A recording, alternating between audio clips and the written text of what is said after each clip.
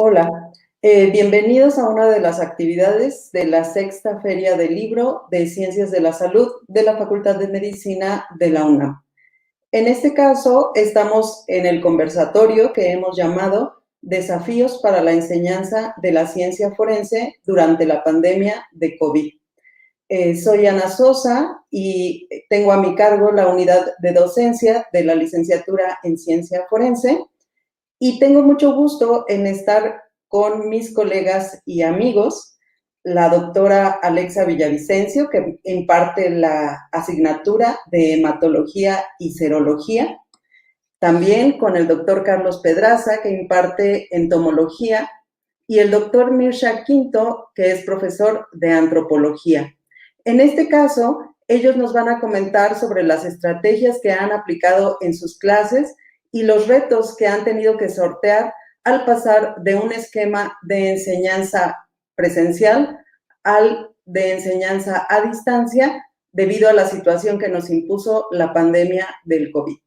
Entonces, si me permiten, yo les voy a hacer una pregunta a cada uno, hacemos una ronda y volvemos con las siguientes preguntas. Vamos a empezar con el doctor Carlos Pedraza.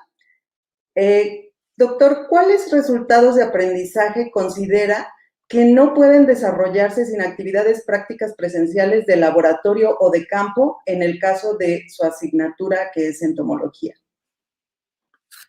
Muchas gracias, Ana. Desde luego hay muchas actividades principalmente las prácticas, que sí imponen una limitante en el caso de entomología forense.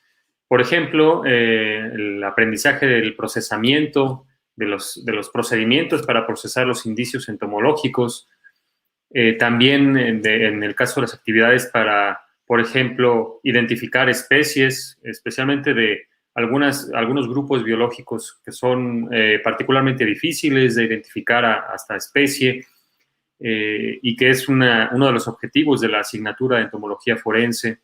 O también, desde luego, muchos grupos de adultos, de dípteros, de moscas que llamamos, que tienen importancia médico-legal.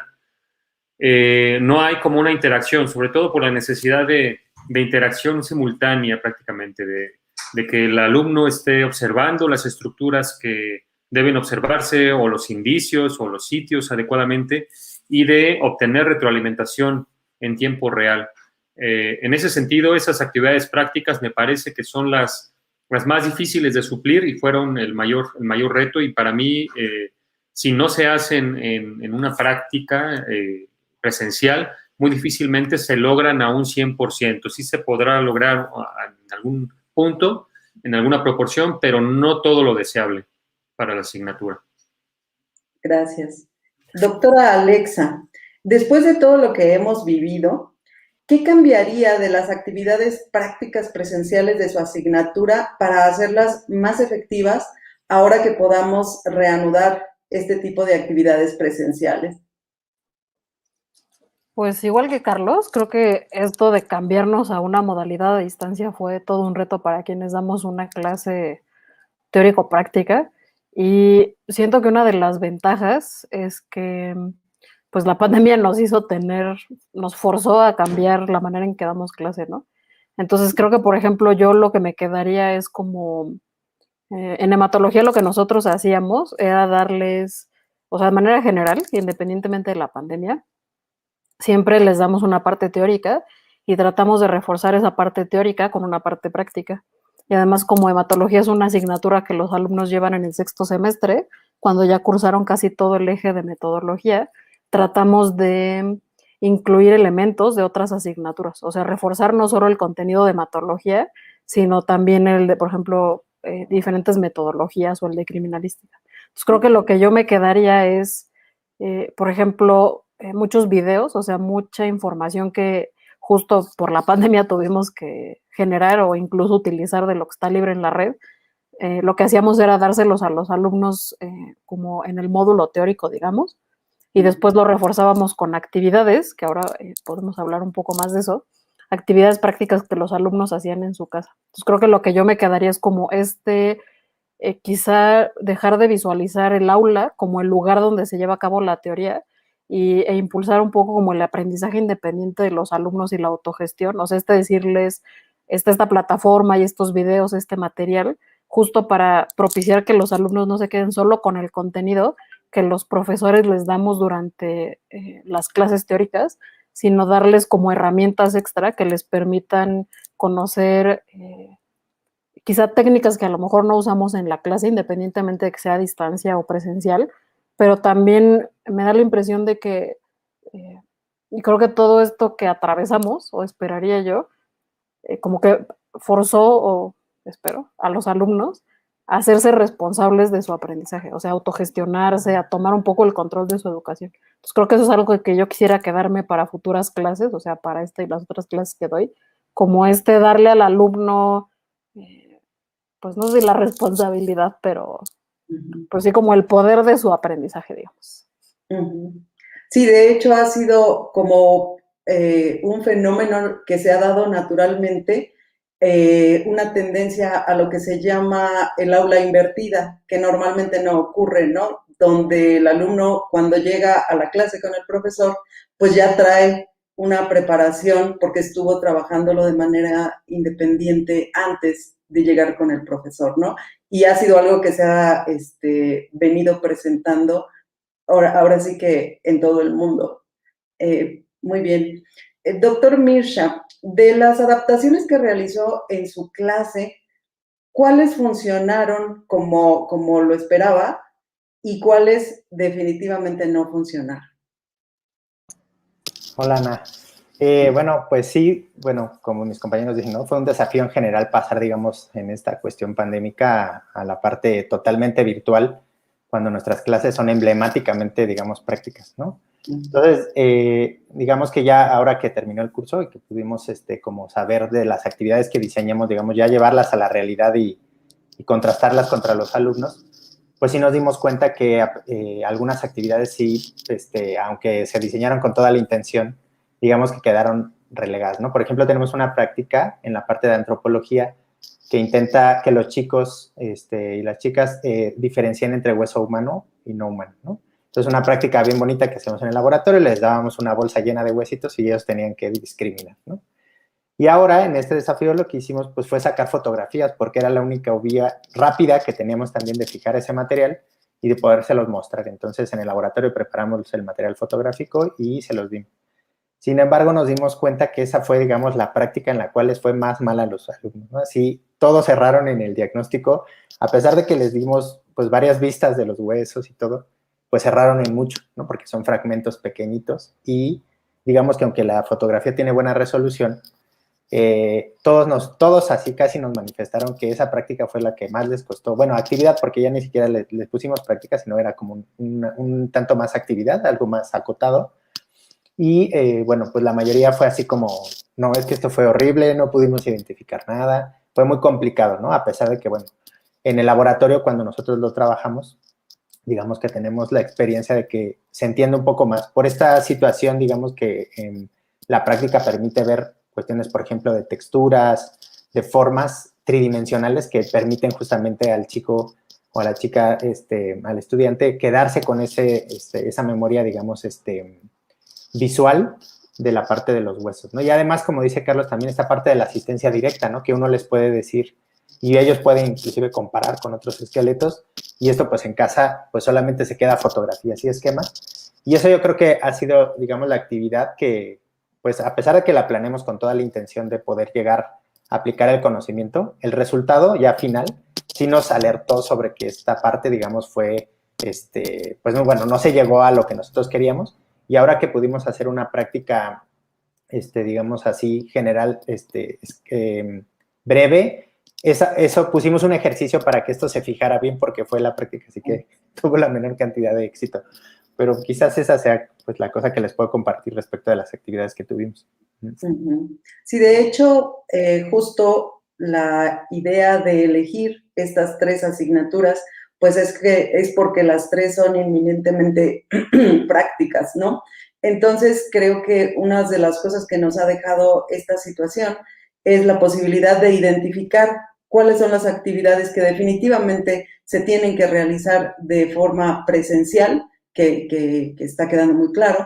También nos está dejando una cantidad de material que vamos a poder utilizar cuando estemos de vuelta, y esta modalidad, tanto para los alumnos como para los profesores, que estamos aprendiendo de que los alumnos primero revisen el material, que trabajen de forma independiente y que lleguen con el profesor a conclusiones, a alcanzar o a discutir sus resultados, etcétera, ¿no?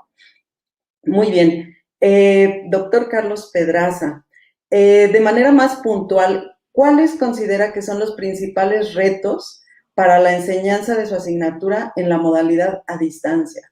Ya mencionamos algunos, pero así como más específicamente, ¿cuáles serían los retos más importantes?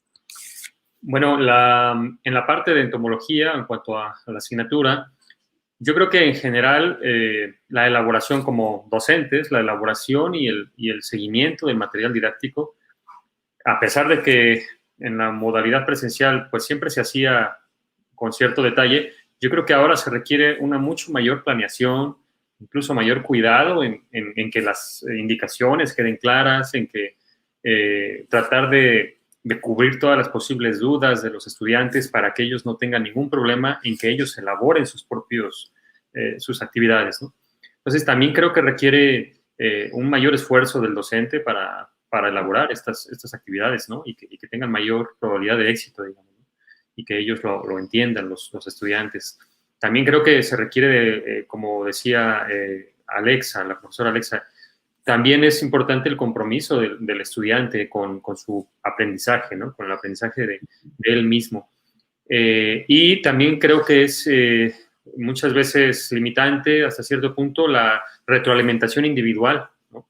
Porque podemos dejar algunas actividades, especialmente las prácticas en equipo, pero siempre asegurarnos de que a nivel individual ellos están aprendiendo, y eso requiere también mucho trabajo extra clase para asegurarnos y verificar que se están aprendiendo o que está llegando a los objetivos de aprendizaje a nivel individual, no solo por equipo.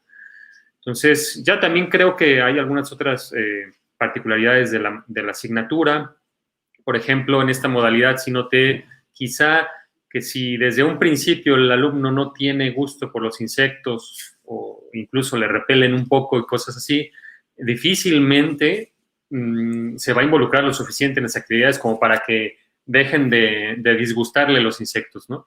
Y pues bueno, eso a lo mejor en la modalidad presencial es más sencillo, la interacción, mostrarle, involucrarlo, pero si él no lo hace por sí mismo desde un principio, ya después es difícil que lo tenga, me parece a mí, ¿no?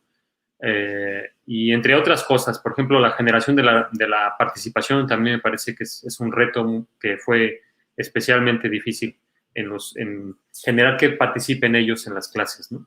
Eso entre otras cosas.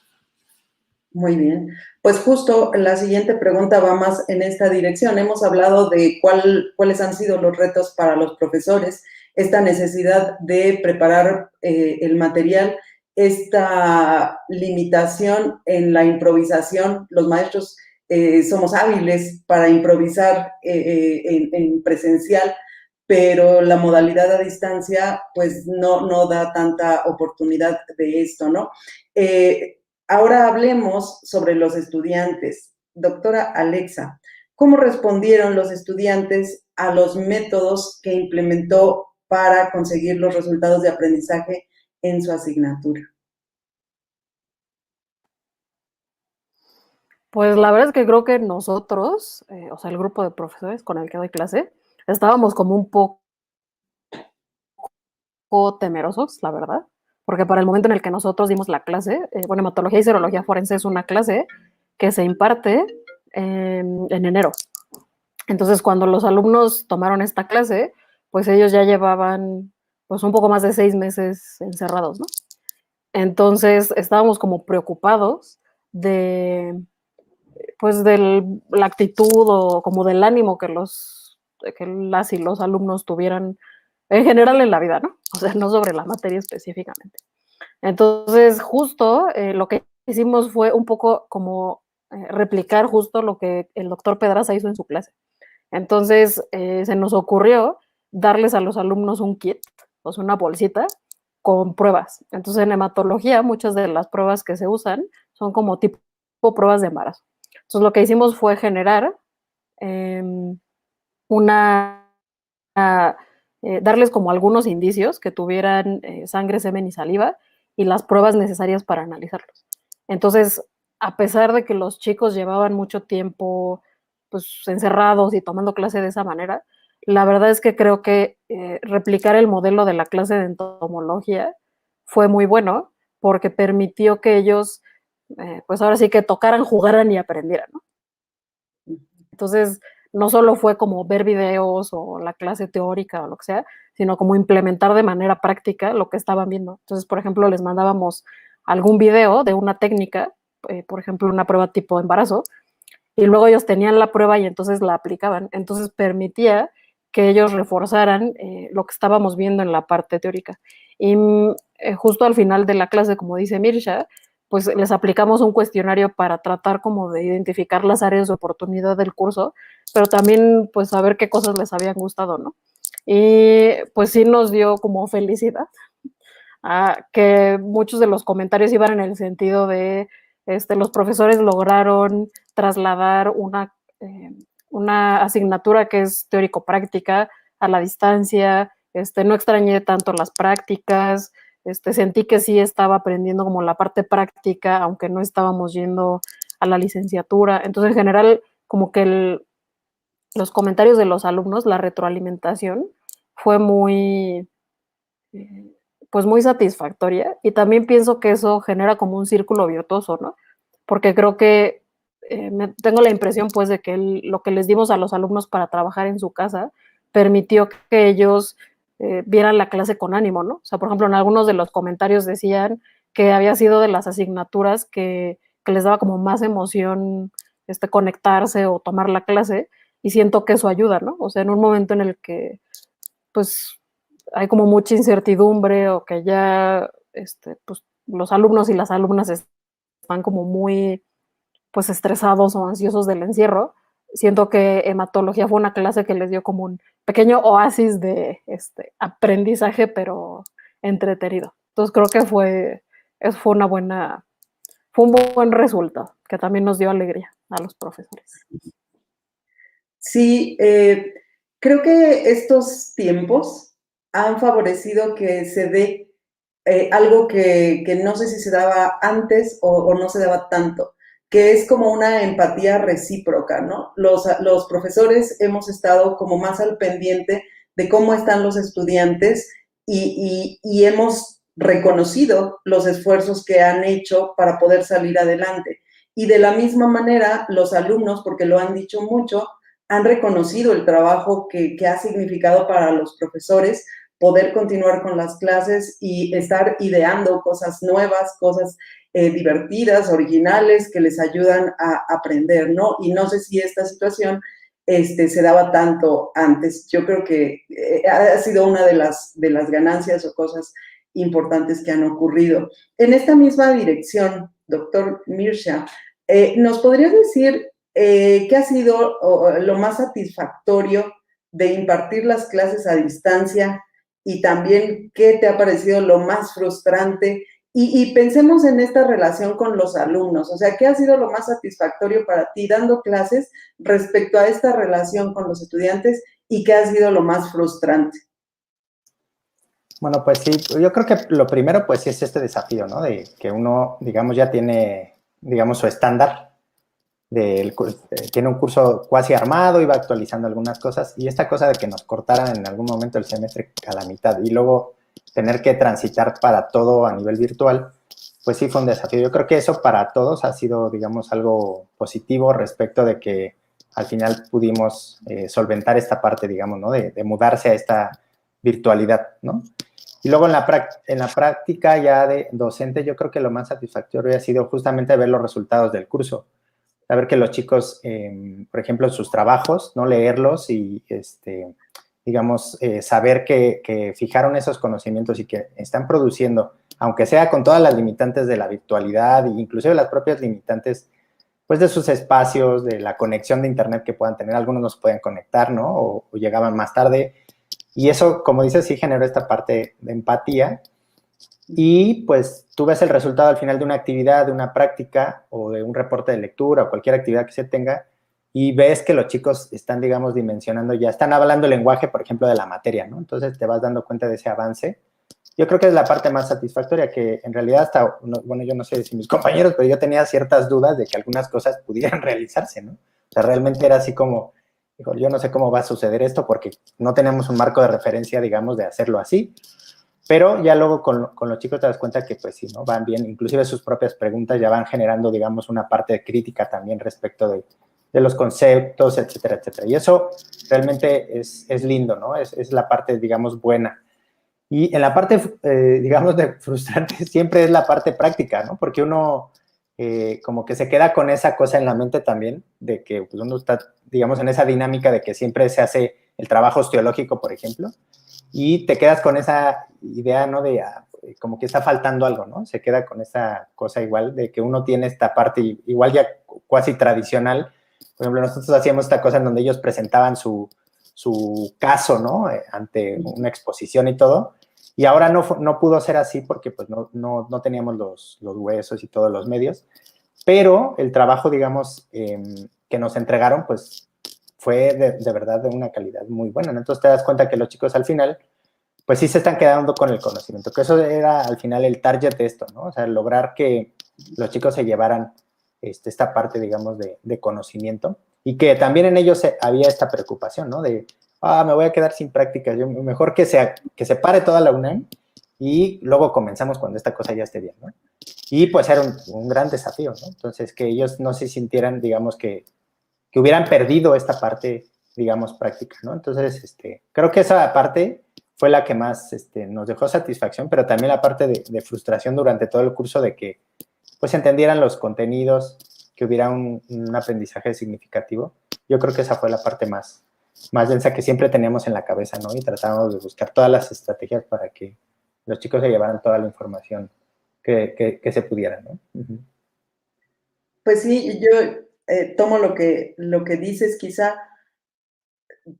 de ahora en adelante podremos pensar que si pudimos con esto, podemos con todo, ¿no? O sea, tanto como profesores como con alumnos, o sea, no puede haber una situación más compleja que la que hemos vivido, y bueno, ya vamos avanzando, y como dices, los alumnos están aprendiendo, y se están formando, ¿no? Entonces, creo que nos quedan muchas cosas buenas. Carlos, durante la pandemia, implementaste algunas actividades prácticas que se llevaron a cabo a distancia que no se te habían ocurrido previamente y que surgieron a partir de esta necesidad de hacer la enseñanza a distancia. Sí, sí, tuvimos la oportunidad. Normalmente hacemos varias prácticas, como lo mencionan mis compañeros, en que pues la vivencia es instantánea, es en el momento. Pero pues pensamos en la manera en que podíamos suplirlo y llegamos a la conclusión de que debíamos arriesgarnos y hacer algo como lo que describe Alexa, una práctica en la que ellos tuvieran que ir y muestrear en sus casas, en sus patios, jardines, en el estacionamiento, en azoteas, en fin, que obtuvieran ellos mismos los ejemplares, que no se los diéramos necesariamente nosotros para la práctica como habitualmente lo hacíamos, y que ellos tuvieran esa experiencia, ¿no? de manipularlos y de pues, analizarlos por sí mismos o intentar analizarlos por sí mismos.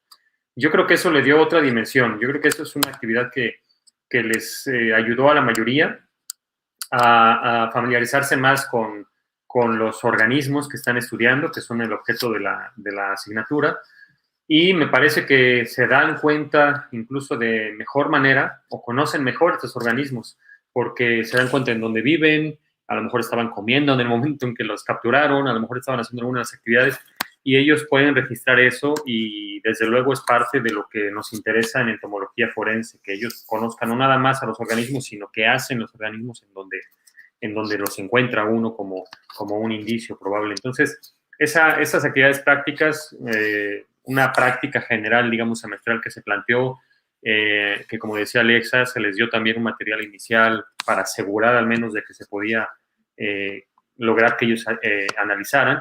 Me parece a mí que fue algo muy positivo que se implementó y que no se nos había ocurrido de manera presencial, digamos, ¿no? En las actividades normales. Entonces, incluso también nos pusimos a buscar en sus alacenas, ¿no? Y más de uno se sorprendió de la cantidad de insectos que conviven no solo con ellos, sino en sus alimentos, incluso, ¿no? En sus casas. Y que así me parece que en esa situación estaremos casi todos, ¿no? Muy probablemente. Entonces, claro, incluso hasta llegar a construir sus propios instrumentos de colecta, ¿no? Creo que sus redes, sus trampas, también ayudó mucho a tener una experiencia, ¿no? Un aprendizaje basado en experiencia.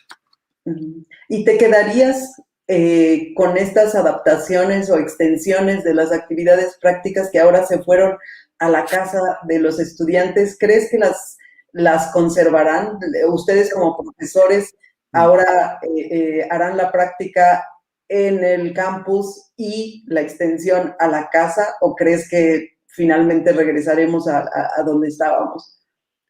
No, yo creo que sí, no hay que perder lo positivo, no hay que perderlo, ¿no? Ya que lo sufrimos y lo vivimos y todo, yo creo que ahora no hay que dejarlo ir y sí lo que estamos planteando para las siguientes asignaturas es un esquema híbrido, digamos, ¿no? En que una parte la hagamos supervisada, presencial, pero otra también ellos pues tengan esta experiencia, ¿no? En sus casas, en sus ambientes, del que puedan, no todos pueden poner una necrotrampa en su jardín porque no tienen, o en su azotea porque los corren o así. Entonces, pero los que puedan sí me parece muy positivo que lo hagan, ¿no? Sí, desde luego ese tipo de elementos nos los vamos a quedar, claro.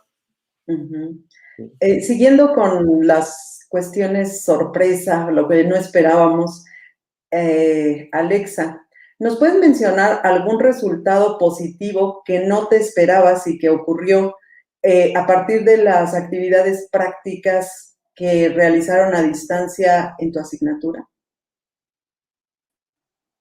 Sí, pues en general siento que como el éxito de darles el kit, creo que eso fue sorprendente, o sea, lo hicimos como una manera de, pues como tratar de animar a los alumnos, esperábamos que aprendieran, pero fue una grata sorpresa que además les diera como felicidad. O sea, desde que se los entregamos en la licenciatura, tenían como emoción como de niño cuando vas a recoger tus útiles en el primer día de clases. Entonces creo que eso fue bueno. Y, por ejemplo, una de las actividades que más nos sorprendió como profesores fue, nosotros hacemos una práctica de patrones de manchas semáticas. Entonces, esa práctica, esa actividad, ellos la hacen con sangre, ¿no? Porque todo en la clase lo hacemos con fluidos de verdad, no usamos nada artificial. Entonces, normalmente lo que hacemos es darles sangre que está analizada, o sea, sangre bien, para que estemos seguros de que no está contaminada ni nada.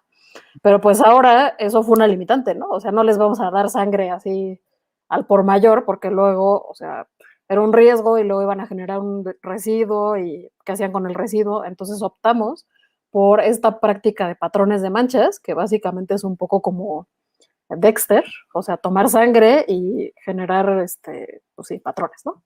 Y analizarlos. Entonces nos dimos cuenta de que no era factible hacerlo con sangre. Y optamos por utilizar sangre artificial, un poco como la que se usa en Halloween, que se hace con jarabe de maíz, colorante y otras cosas. Pero básicamente lo que hicimos fue darles la receta y lo divertido era que podían hacerlo con cosas que prácticamente cualquiera tiene en su alacena, ¿no? Además de los bichos de entomología. Entonces, por ejemplo, un chico se acercó y nos dijo, es que mi mamá y mi mamá y mi hermana son enfermeras y yo tengo la opción de que ellas me saquen sangre. Entonces quería preguntarles si eso es, o sea, si es adecuado, si puedo hacerlo. Entonces le dijimos, está bien, solo pues asegúrate de inactivarla con cloro y le dimos como todo el protocolo para que no generara un residuo que fuera potencialmente biológico infeccioso. Y entonces lo divertido fue que el chico y su equipo con otras personas que hicieron la sangre artificial y entonces replicaron, o sea, el experimento consistía en depositar sangre, por ejemplo, en diferentes ángulos, a diferente distancia, en diferentes superficies y analizar como los patrones que se formaban, ¿no? Entonces, como trabajaron juntos, compararon los resultados que se obtenían con la sangre verdadera junto con versus la sangre artificial. Y entonces esto que fue una cosa que salió totalmente de los alumnos, estuvo, o sea, lo fantástico fue que no solo hicieron la actividad de hematología, sino que fueron súper profesionales, hicieron un análisis estadístico, midieron un montón de variables que nosotros ni les habíamos pedido, y fue una cosa que totalmente salió de ellos. Entonces a ellos se les ocurrió comparar la sangre verdadera contra la artificial y hacer todo el análisis. Y entonces lo bonito fue que, bueno, lo triste fue que comprobamos que la sangre artificial no es un buen reemplazo, al menos esta receta que utilizamos en esta edición, pero siento que refleja como pues como la capacidad multidisciplinaria de los alumnos, porque se quedaron no solo con lo que les habíamos pedido que hicieran, sino fueron más allá y usaron herramientas de otras asignaturas, y eso me parece como, o sea, me da como orgullo como profesora pensar, o sea, estamos formando un profesional que tiene la capacidad no solo de hacer lo que se le pide, sino de ir más allá e incorporar como herramientas de otras asignaturas que le han dado, ¿no? Y justo este trabajo, que es una cosa muy bonita, los alumnos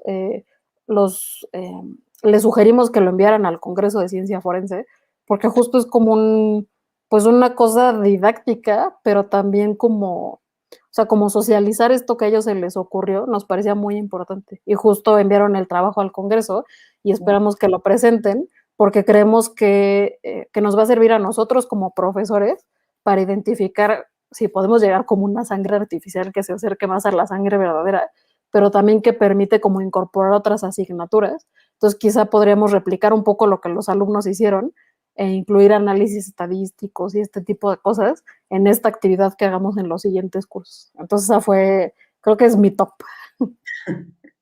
Muy bien. Dos cosas.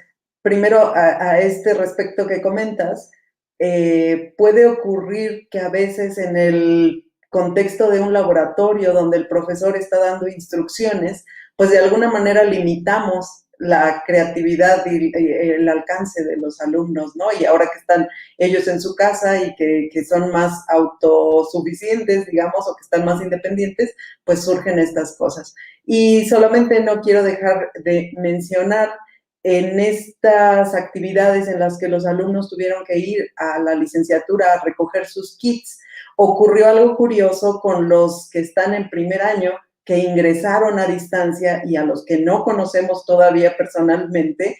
Ellos vieron una oportunidad en las actividades donde se hicieron estas cosas de que tuvieran que ir a recoger los kits.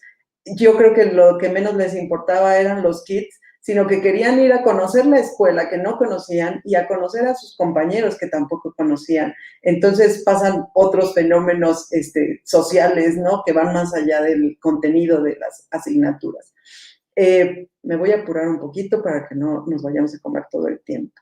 Vamos ahora hacia quizá uno de los aspectos más complicados, que es la evaluación de los estudiantes. Cómo se ha evaluado su desempeño. Entonces, doctor Mirsha, ¿nos puedes decir si desde tu perspectiva los estudiantes demostraron un desempeño acorde a las expectativas que tú tenías? ¿Los alumnos respondieron como tú te imaginabas que lo iban a hacer? ¿Cuál es tu opinión? Claro, Ana. Yo creo que sí, como ya lo comentaba, yo creo que la verdad es que a pesar del desafío, de los contextos, les digo que son muy desiguales, ¿no? Eso también es otra de las realidades que hemos vivido en la parte pandémica, ¿no? El hecho de que, por ejemplo, no todos los alumnos, les digo, se podían conectar. Hay veces perdían la conexión y tenían que entrar o más tarde, pero afortunadamente se vieron las estrategias para que, por ejemplo, quedaran todas las clases grabadas y algunos inclusive no se conectaban a la clase y luego la veían cuando podían, ¿no? Que tenían ya un internet, digamos, más constante. Y igual así, como para la parte, digamos, de la entrega también de tareas, a veces nosotros relajamos un poco esa parte, digamos, ¿no? Como de no ser tan estrictos en la parte de los horarios por los contextos que cada uno vivían. Entonces, yo creo que eso también nos permitió visualizar una parte, digamos, de la educación más, de más interacción con los alumnos y también, pues, saber sus realidades, porque en muchos casos, por ejemplo, también hubo muchos casos de COVID y, pues, en ese caso también tuvimos que sentar esta estrategia de, bueno, pues si puedes revisar los videos, ¿no? Y para que no te quedes sin esa clase. y cuando tú regreses, puedes, si quieres, también hacer las prácticas, las actividades que hayas tenido para que tú recuperes ese conocimiento.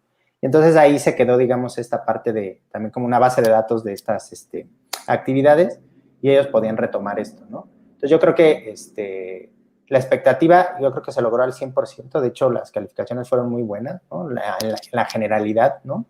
Muy buen aprovechamiento en todas las actividades, de verdad es que la calidad de lo que nos han entregado, como cita también Alexa, es muy buena, o sea, va más allá de lo que uno espera, se pasa, ¿no? Así, y eso realmente es lo más bonito para uno, o sea, que digas, wow, qué buen análisis hicieron, ¿no? Sin que uno se los pidiera, por ejemplo, ¿no? Eso yo creo que es lo más satisfactorio y donde realmente uno puede, digamos, tener tangible que el conocimiento se está fijando en los chicos, porque pues eso viene de otras materias, por ejemplo, ¿no? Entonces, eso quiere decir que en la práctica, o sea, los chicos sí están, digamos, fijando ese conocimiento y lo están exportando a otras materias.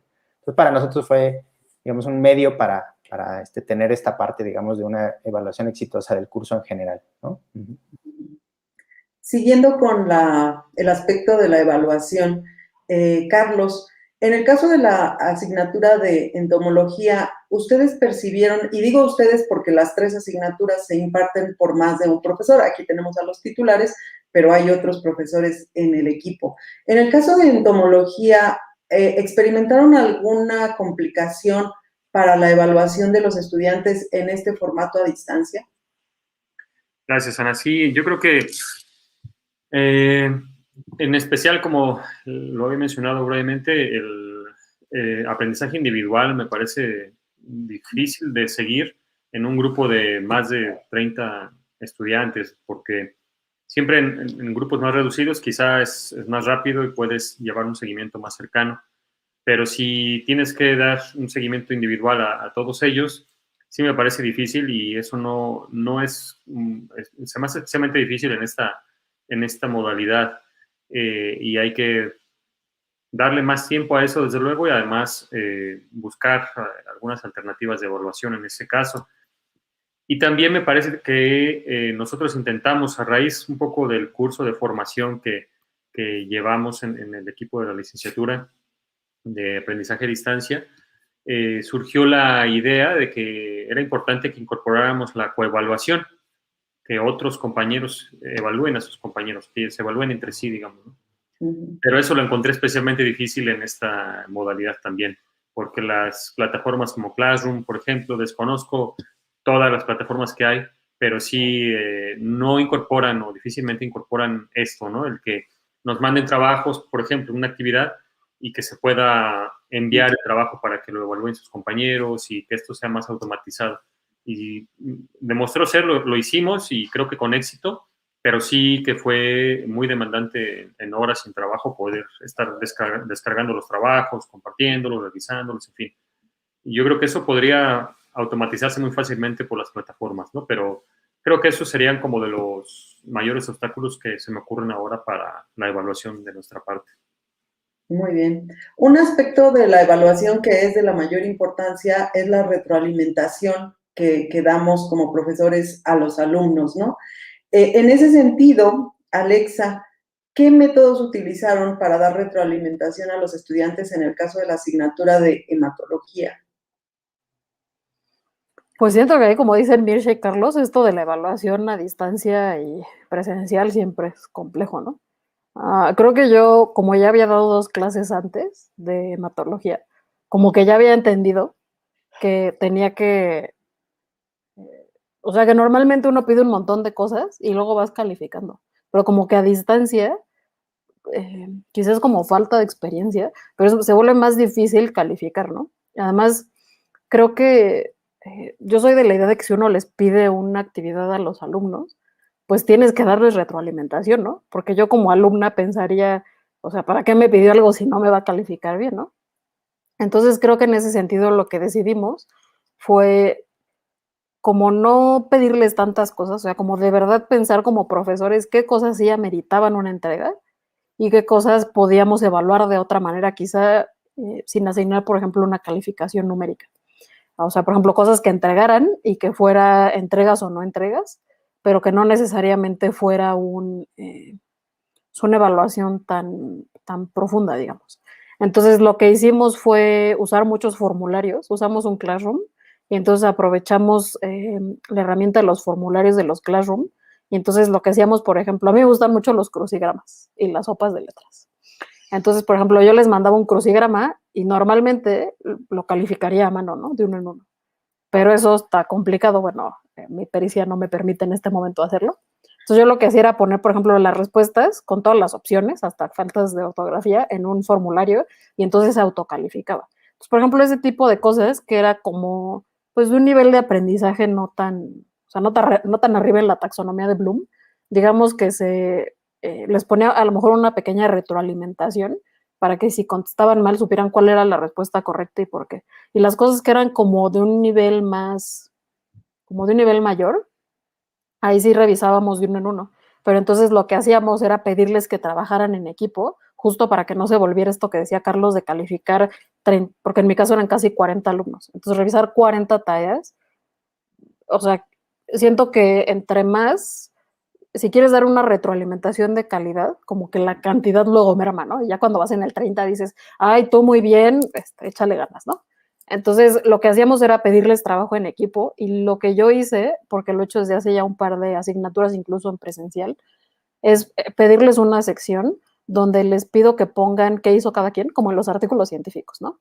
Fulano se le ocurrió la idea, Mengano escribió el texto, Sutano hizo los análisis y también que se dieran una calificación por pares, porque creo que eso también, siento que a veces uno como profesor, pues solo puedes ver lo que está en el papel y los alumnos luego dicen, no, pues es que lo pusimos, pero no hizo nada.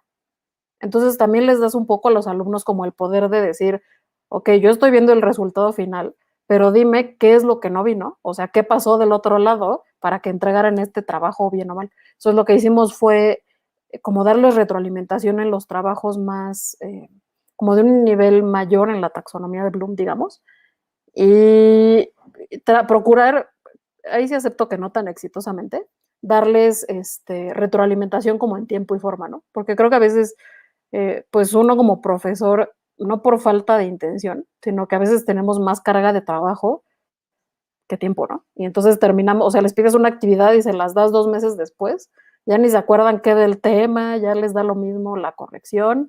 Entonces, pues siento que ese fue un reto, pero tratamos como de, y sobre todo trabajar en equipo. Creo que eso nos ayudó mucho, calificar entre los tres. Ujú. Yo creo que vamos a pasar a ser la generación de los profesores del aula virtual, porque antes eran realmente pocos los profesores que utilizaban esto y ahora todos sabemos de qué estamos hablando cuando hacemos referencia a un aula virtual y todas estas opciones que ahora conocemos, ¿no? Se nos está terminando el tiempo y entonces la siguiente pregunta va en el sentido de ¿con qué te quedarías? Entonces, brevemente, empezamos con Carlos, después Alexa y después Mirsha para terminar. ¿Con qué se quedan de esta experiencia y que van a seguir utilizando? ¿Con qué se quedan de esta experiencia de estar dando sus clases tan prácticas en una modalidad a distancia? Carlos. Gracias. Mira, yo creo que de lo principal es que las tenemos que planear con mucho cuidado y privilegiar más que los contenidos, que desde luego que sí, el aprendizaje, el que se refuercen y se hagan actividades muy planeadas y que tengamos todos los instrumentos hasta la evaluación, todo, antes de llevarlas a cabo y que se pueda privilegiar más que los contenidos, ¿no? Yo creo que eso es bien importante porque podemos darles muchísimo contenido y entre más les demos, me parece que la atención es inversamente proporcional, ¿no? La atención en tiempo y la disposición de tiempo que ellos puedan tener para revisar todo. Entonces, también creo que eso es un reto especial con el que me quedo de esta experiencia, entre varios otros, ¿no? Pero yo creo que es uno de los principales. Alexa. Pues yo me quedaría como con dos cosas principalmente. La primera es que a veces uno como profesor, o sea, como que empiezas pensando, yo tengo que generar todo mi material, todos mis videos, todo, pero en realidad como aprovechar el contenido que se ha generado, o sea, no solo por la pandemia, sino que ya existía, creo que eso es un área de oportunidad muy interesante. Y la otra creo es pues de darle el poder al alumno, ¿no? O sea, siento que la pandemia nos obligó a todos a autogestionarnos y a organizar tu tiempo, ¿no? Entonces siento que eso es algo que no deberíamos de perder. O sea, creo que la escuela permite que sí el profesor imparta clase, pero siento que también dejarle el poder al alumno de que diga, ya revisé el material, o sea, que vayan más como con dudas, que escucharlo a uno hablar 45 minutos de un tema, y siento que eso también permitiría como a lo mejor revisar cosas que por tiempo a veces uno no revisa, ¿no? Entonces creo que yo con eso me quedaría, con todo, usar materiales que ya están publicados y con mantener como esta autogestión en los alumnos y el poder que adquirieron, espero, durante la pandemia. Mirsha. Gracias, Ana. Sí. Bueno, pues yo creo que con esta parte, digamos, de la dinámica, de estar gestionando nuevas opciones para los chicos, ¿no? Que uno no había pensado, digamos, en ocupar alguna estrategia o algo así, y ahora justamente en esta parte se detonó el conocer nuevas plataformas, nuevos software, buscar bases de datos para que ellos puedan checar videos de otras universidades, de otros autores, de otros profesores, y también aprender también justamente de las otras estrategias, ¿no? De que lo hacemos en la licenciatura, de ver qué se están haciendo y justamente copiar un poco esta parte y también adosarlo a las plataformas que uno está realizando, ¿no? Entonces creo que es un aprendizaje en general para todos y pues salir más o menos avante de esto yo creo que ha sido también muy bueno, así que pues yo creo que eso, Ana, la parte del desarrollo de nuevas estrategias es lo que más me quedo de esto. Muy bien, pues muchas gracias a los tres por compartirnos los retos, los éxitos, las sorpresas que hemos vivido como docentes a distancia, lo quisiéramos o no. Y pues esta ha sido la experiencia desde la licenciatura en Ciencia Forense de la Facultad de Medicina y los invitamos para que sigan asistiendo a las diversas actividades que hay en la Sexta Feria del Libro de Ciencias de la Salud de la Facultad de Medicina de la UNAM. Gracias.